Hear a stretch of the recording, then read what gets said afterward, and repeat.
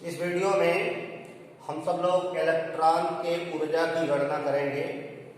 Bohr orbit में electron की ऊर्जा की गणना।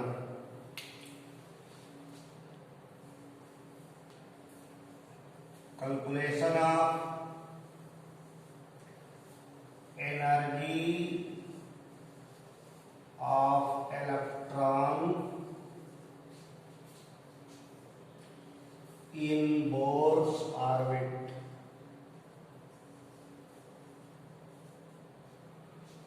बोर के ऑर्बिट में इलेक्ट्रॉन की ऊर्जा कितनी है, इसकी गणना की जाएगी।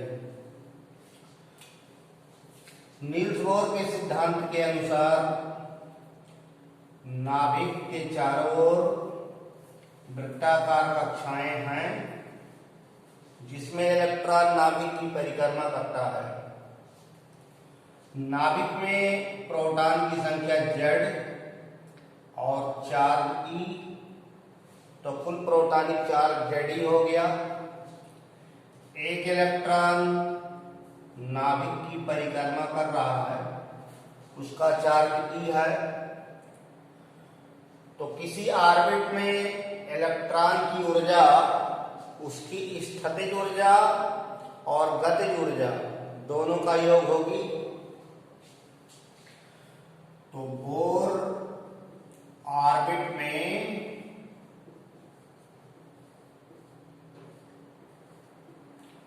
इलेक्ट्रॉन की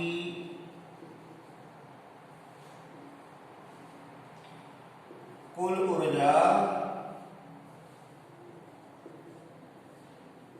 E बराबर total energy of electron in Bohr's orbit equal to kinetic energy plus potential energy. गतिज ऊर्जा और स्थितिज ऊर्जा दोनों के योग के बराबर है। अब ये दोनों ऊर्जाएं निकाल ली जाएं। इलेक्ट्रॉन की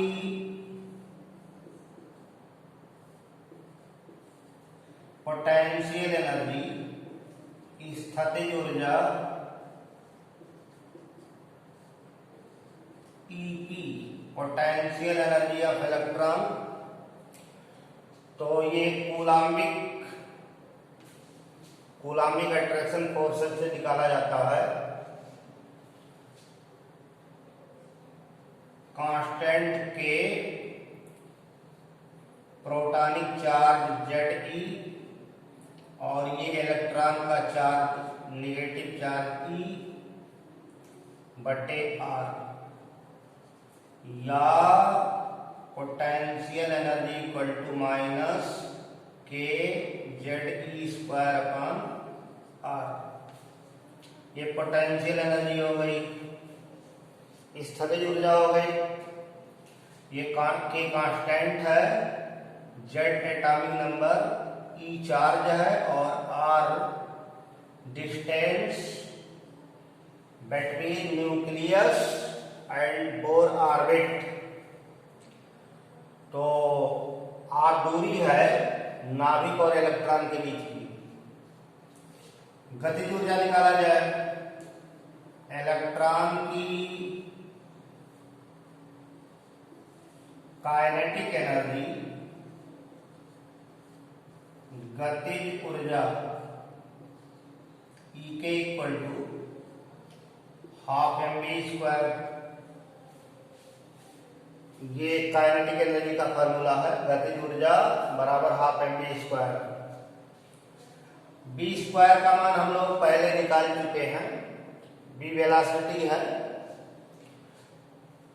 तथा b square equal to, b square बराबर निकाला गया था k Ze स्क्वायर बटे R इंटू m, या काइनेटिक एनर्जी E के इक्वल टू हाफ m, और ये b स्क्वायर का मान रख दिया जाए k Ze square divided by R into m।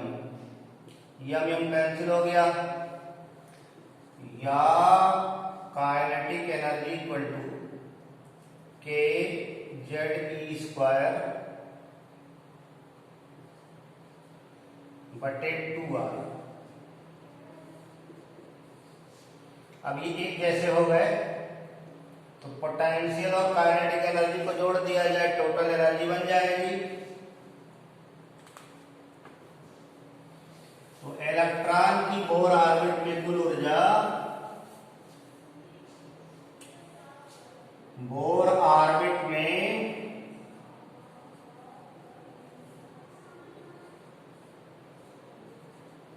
कुल ऊर्जा, total energy capital E equal to kinetic energy plus potential energy. तो काइनेटिक एनर्जी ये है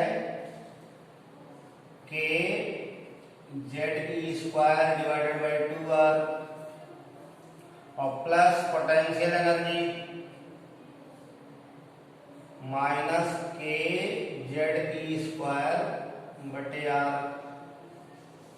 ये दोनों जोड़ दिया जाए, या energy of electron equal to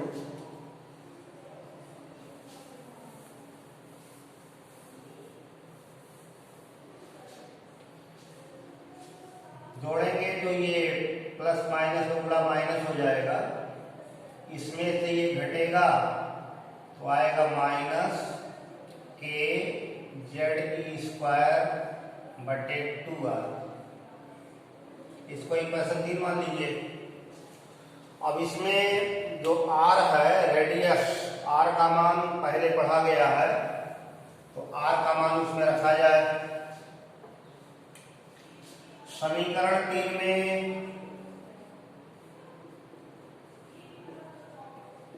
r बराबर radius r equal to n square h square divided by k Z e square 4 pi square m रखने पर, तो समीकरण 3 में r का मान रख दिया जाए, या energy of electron equal to minus k Z e square 2 into r का मान यहाँ रखा जाएगा तो एन स्क्वायर एच स्क्वायर नीचे हो गया और ये पूरी नीचे वाली चीज ऊपर चली गई into k Z e square 4 pi square m, या total energy of electron equal to minus, अब यहाँ देखिए 2 है तो 2 से इस 4 को काट दो, 2 आ जाएगा तो -2 के जेड 2 जगह है तो k Z square e to the power 4 और ये पाई है पाई स्क्वायर यम बटे एन स्क्वायर एच स्क्वायर।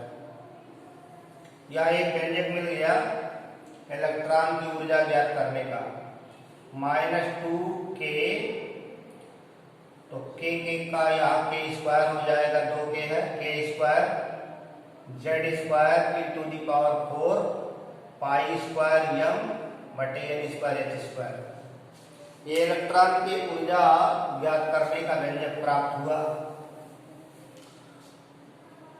अब इसमें के का मान, ई का मान, पाई का मान, एम का मान रख सकते हैं। तो उपरोक्त समीकरण में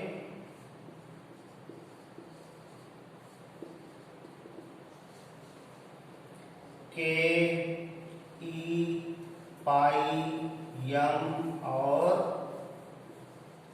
एच का मान रखने पर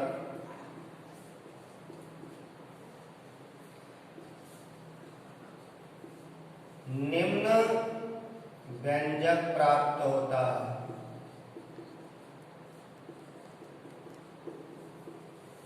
इसमें 2 ही वेरिएबल बचेंगे, एक ये जो एटॉमिक नंबर जेड है और ये सेल नंबर है, यही दो वेरिएबल आएंगे। तो इलेक्ट्रॉन की ऊर्जा की इक्वल टू -13.6 जेड स्क्वायर बटे एन स्क्वायर। एक फार्मूला इलेक्ट्रॉन वोल्ट में अगर आपको एनर्जी निकालनी है तो ये याद रखना है, -13.6 जेड स्क्वायर बटे एन स्क्वायर इलेक्ट्रॉन वोल्ट। या अगर आपको अर्ग में बताने हैं तो इलेक्ट्रॉन की ऊर्जा इक्वल टू -2.179 गुणे 10⁻11 जेड स्क्वायर बटे एन स्क्वायर। ये अर्ग में आएगा। सीवीएस पद्धति अर्ग में ऊर्जा -2.179 गुणे 10⁻11 जेड स्क्वायर बटे एन स्क्वायर अर्ग। अगर जूल में बताना है तो ऊर्जा E बराबर -2.179 गुणे 10⁻18 जेड स्क्वायर बटे एन स्क्वायर जूल। ये जूल में गणना करना है। तो इस तरह आप किसी बोर ऑर्बिट में इलेक्ट्रॉन की ऊर्जा की गणना कर सकते हैं। ये 3 व्यंजक प्राप्त हुए हैं। मान पुट करेंगे तो गुणा भाग करने पर ये व्यंजक आपको प्राप्त होगा। अगर एनर्जी इलेक्ट्रॉन की इलेक्ट्रॉन वोल्ट में बतानी है तो 13.6 जेड स्क्वायर बटे एन स्क्वायर। अर्ग में बताना है तो -2.179 गुणे 10⁻11 जेड स्क्वायर बटे एन स्क्वायर अर्ग।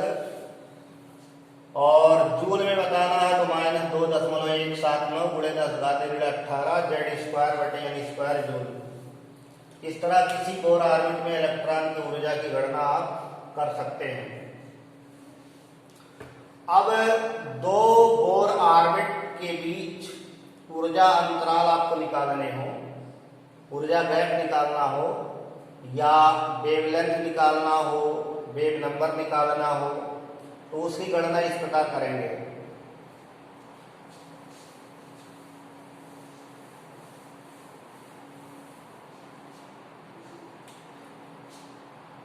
माना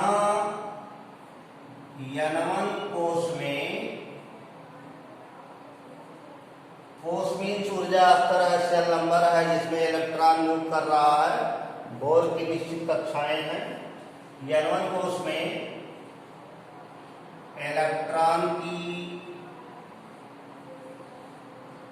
ऊर्जा E1 और N2 कोष में इलेक्ट्रॉन की ऊर्जा E2 है। तो अब देखिए जो व्यंजक दिख रहा है इसमें E1 E2 की वैल्यू इसे पुट किया जाए, केवल N1 और जब E2 प्रयोग करेंगे तो N2 हो जाएगा। तो यहाँ केवल यही N1 और N2 बदलेंगे, बाकी कांस्टेंट रहेगा। किसी भी परमाणु के लिए परमाणु क्रमांक एक परमाणु के लिए निश्चित रहेगा।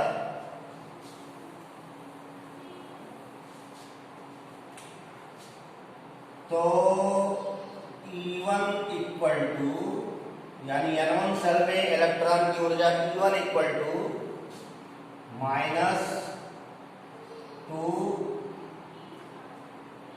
पाई स्क्वायर m 2 पाई square m k square Z square e⁴ बटे, इसको N1 कर दीजिए, N1 स्क्वायर h स्क्वायर। ये हो गया E1 इक्वल टू, अब यहां से इसको यहां 1 मानिए, तथा E2 equal to -2 pi square m k square Z square e⁴ बटे N2 स्क्वायर h स्क्वायर। ये दूसरे कोष की ऊर्जा हो गई। अब अगर इलेक्ट्रॉन एक सेल से दूसरे सेल में कूदता हो, ट्रांसफर होता हो, तो एनर्जी डिफरेंस क्या होगी, कितने ऊर्जा का वो उत्सर्जन या अवशोषण करेगा, इसकी गणना आप एनर्जी डिफरेंस करके निकाल सकते हैं। E2 माइनस E1 या E2 माइनस E1 दोनों सेलों के ऊर्जा का क्या अंतर है, ये निकाला जाए। तो इसमें सब चीज कॉमन है, केवल N1 N2 बदलेगा। तो कॉमन हो गया 2 पाई square m k square z square e to the power 4 बटे h स्क्वायर। अब E2 माइनस E1 करेंगे, ये पहले रहेगा ये बाद में रहेगा, तो ये प्लस हो जाएगा, मतलब 1 बटे N1 स्क्वायर माइनस 1 बटे N2 स्क्वायर।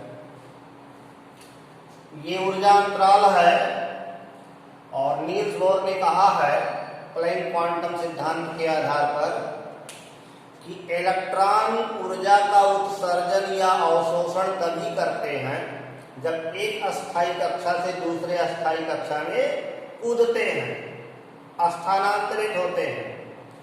लेकिन एक अस्थायी कक्षा में अगर वो घूम रहा है तो किसी प्रकार के ऊर्जा का उत्सर्जन नहीं करेगा।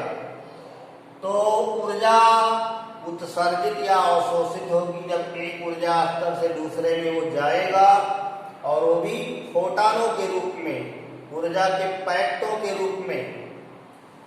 तो E2 माइनस E1 को हम लिख सकते हैं delta E equal to 2 pi square m k square z square e to the power 4 divided by h square 1 बटे N1 स्क्वायर माइनस 1 बटे N2 स्क्वायर। ये ऊर्जा डिफरेंस हो गया, इतने एनर्जी का लेन देन होगा। ये इसकी जगह पर आप फोटॉन की ऊर्जा लिख सकते हैं, या hc बटे लैम्डा, डेल्टा ई की जगह पर hc बटे लैम्डा, ये फोटॉन की ऊर्जा है, ये बराबर होगी 2 पाई square m k square z square e to the power 4 बटे h स्क्वायर 1 बटे N1 स्क्वायर माइनस 1 बटे N2 स्क्वायर। यहाँ 1 बटे लैम्डा बराबर निकाला जाए 2 पाई square m k square z square e to the power 4 divide by ये हो गया ch क्यूब 1 बटे N1 स्क्वायर माइनस 1 बटे N2 स्क्वायर। इसमें 2 पाई square m k square e to the power 4 ch cube, ये पूरा एक कांस्टेंट है जिसको रिडबर्ग कांस्टेंट कहते हैं। तो या 1 बटे lambda equal to r z square, ये रिडबर्ग कांस्टेंट है, 1 बटे N1 स्क्वायर माइनस 1 बटे N2 स्क्वायर। और यही बराबर बेग नंबर है 1 बटे लैम्डा, तरंगदैर्घ्य का जो वर्गमूल, तरंगदैर्घ्य का जो व्युत्क्रम है उसी को बेग नंबर कहते हैं, तरंग संख्या कहते हैं। तरंग संख्या बेग नंबर को न्यू बार से व्यक्त किया जाता है, जहां r equal to Rydberg constant और r इक्वल टू निकाला क्या गया है यहां से, तो 2 पाई square m k square e to the power 4 divided by ch cube. ये रिडबर्ग कांस्टेंट की वैल्यू है 2 पाई square m k square e to the power 4 divided by ch cube, इतना रिडबर्ग कांस्टेंट है। तो इस तरह आप किन्हीं दो सेलों के बीच ऊर्जा ऊर्जा अंतराल ज्ञात कर सकते हैं, या जो हाइड्रोजन परमाणु का प्रकाशीय स्पेक्ट्रम प्राप्त हुआ है, इलेक्ट्रॉन किस सेल से किसमें आता है, किस ऊर्जा स्तर से किसमें ट्रांसफर होता है, उसमें वेव नंबर क्या है, इसकी गणना आप इस फार्मूले से कर सकते हैं। तो ये इलेक्ट्रॉन की ऊर्जा उत्सर्जन या अवशोषण की गणना अथवा वेव नंबर निकालना या वेवलेंथ की गणना करना इससे हो जाएगा।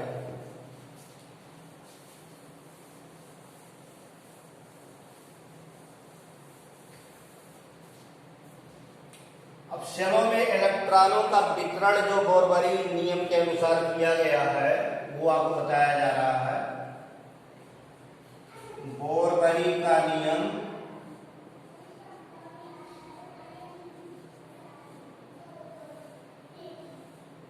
नील्स बोर ने जो अस्थाई कक्षाएं बताया, जिसे KLMNOP कक्षाएं कहते हैं, सेल कहते हैं, उसमें इलेक्ट्रॉनों का वितरण किस प्रकार से होगा, ये बोरबरी नियम के अनुसार किया जाता है।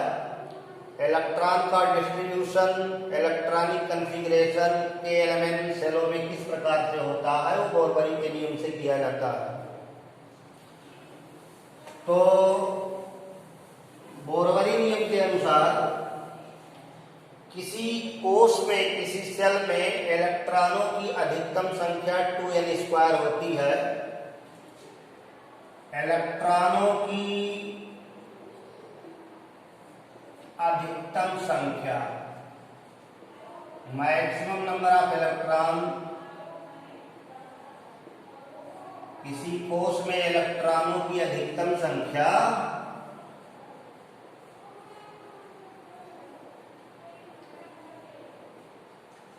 2n² होती है। तो 2n² है जहां n कोष संख्या है, सेल नंबर है, किस कोष की बात कर रहे हैं। जैसे K कोष नाभिक के जो समीप है, kernels, inner part of the cell, तो न्यूक्लियस के जो समीप है K कोष के लिए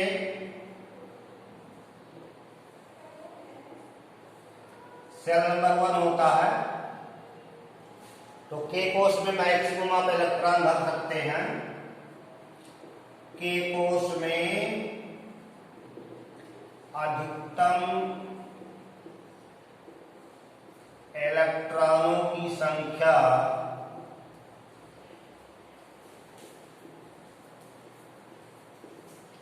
2n² यानी 2 गुणे 1 का स्क्वायर, तो 2 गुणे 1 का square this is equal to 2। तो पहले सेल में आप अधिकतम 2 इलेक्ट्रॉन भर सकते हैं, 2 से ज्यादा नहीं भर सकते। L कोष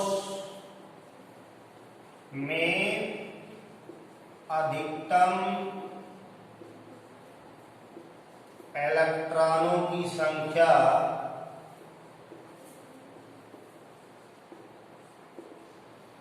ये दूसरा सेल है, तो दूसरे सेल के लिए की वैल्यू 2 आएगी। तो 2 × 2 का square this is equal to 8। तो L कोष में अधिकतम 8 इलेक्ट्रॉन भरे जा सकते हैं। M कोष में अधिकतम इलेक्ट्रॉनों की संख्या,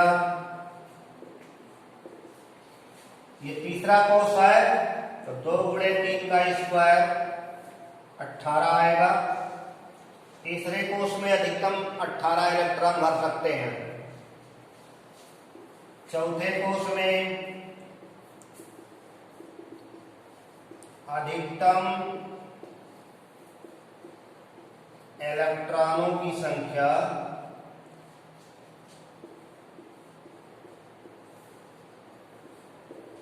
2 गुणे 4 का स्क्वायर 32 भर सकते हैं।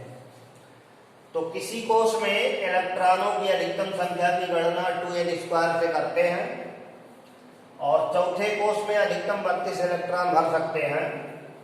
मैथमेटिकल व्यवस्था 32 इलेक्ट्रॉनों तक की है।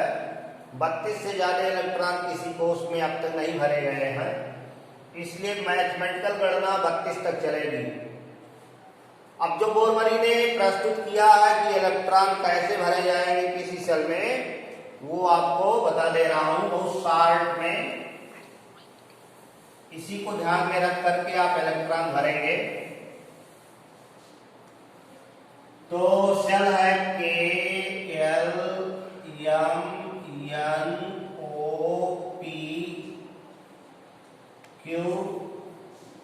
अधिकतम 7 आवर्त की बात की गई है, तो 7 सेल ये हैं KLMNOPQ। अब पहले कोष में आप 2 इलेक्ट्रॉन भरेंगे, उसके बाद दूसरे कोष में चलेंगे, इसमें अधिकतम 8 भरेंगे सीरियल से, फिर तीसरे में 8 भरेंगे। तीसरे में यद्यपि 18 भर सकते हैं, लेकिन तीसरे में 8 इलेक्ट्रॉन भरेंगे। उसके पश्चात चौथा भरेगा। चौथे में जब 2 इलेक्ट्रॉन हो जाए चौथे कोष में, तब पुनः तीसरा भरेगा और तीसरा अपने 18 को प्राप्त करेगा। चौथे कोष में 2 भरने के पश्चात तब तीसरे को भर करके 18 किया जाएगा। जब तीसरे में 18 हो गए तो फिर चौथा भरेगा, 6 इलेक्ट्रॉन जाएंगे, तो 6 2 8 हो गया। अब चौथे में जब 8 हो गया तो फिर पांचवा भरेगा, 2 इलेक्ट्रॉन। पांचवें में जब 2 इलेक्ट्रॉन हो गए तो फिर चौथा आएगा 10 इलेक्ट्रॉन। अब ये 18 हो गया। फिर पांचवें में 6 इलेक्ट्रॉन जाएंगे, तो पांचवें में 8 हो गए। अब छठे में 2 इलेक्ट्रॉन जाएंगे। जब छठे में 2 इलेक्ट्रॉन हो जाएंगे, तब चौथे में पुनः 14 इलेक्ट्रॉन आएंगे, यानी चौथा अब 32 होगा।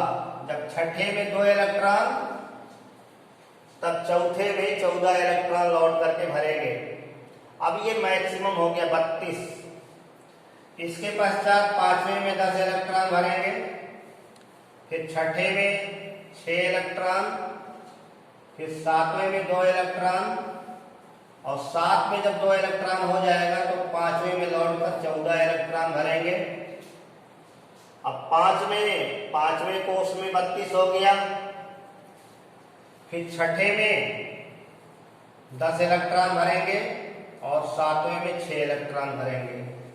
ये पूरा 118 परमाणु क्रमांक तक के तत्वों का इलेक्ट्रॉनिक कॉन्फ़िगरेशन है। इसी क्रम में करेंगे तो कोष का इलेक्ट्रॉनिक विन्यास एकदम सही आएगा। तो बोरमरी नियम के अनुसार तत्वों का जो कोष का इलेक्ट्रॉनिक विन्यास है वो यही है। पहले सेल में आप 2 भरेंगे, दूसरे में 8, तीसरे में 8, फिर चौथा भरने लगेगा। चौथे में 2 हो जाने के पश्चात फिर तीसरे में 10 इलेक्ट्रॉन आएंगे। तीसरे में 10 और आने के पश्चात फिर चौथे में 6 जाएंगे, फिर पांचवें में 2 जाएगा, फिर चौथे में 10 आएगा, फिर पांचवें में 6, और उसके पश्चात ये जो सेल छठा है, छठे में 2, उसके पश्चात फिर चौथा भरेगा 14 इलेक्ट्रॉन, फिर पांचवें में 10, छठे में 6, सातवें सेल में 2, फिर पांचवें में 14, छठे में 10 और सातवें में 6। इस तरह बोरमरी का नियम इलेक्ट्रॉनिक वितरण व्यवस्था को दर्शाता है और इसी के अनुसार कोषों में इलेक्ट्रॉन भरे जाते हैं। बच्चों, इस वीडियो में हम लोग इतना अध्ययन किए। शेष इलेक्ट्रॉनिक विन्यास का अगला भाग अगले वीडियो में अध्ययन किया जाएगा। धन्यवाद।